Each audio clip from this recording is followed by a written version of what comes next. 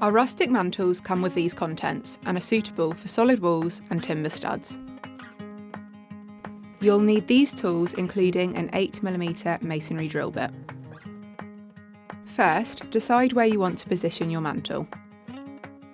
Find the middle point and draw a mark 3 cm below the top of the mantel.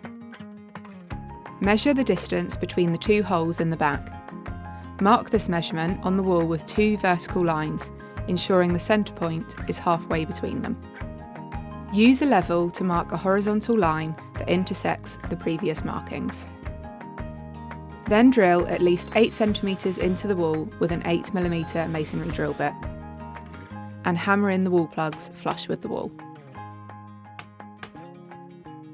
Next, screw in the long screws provided most of the way into the wall, leaving approximately 10mm protruding from the wall. Finally, place your mantel onto the screws and you're done. Feel free to share your photos with us and we hope you love your new furniture.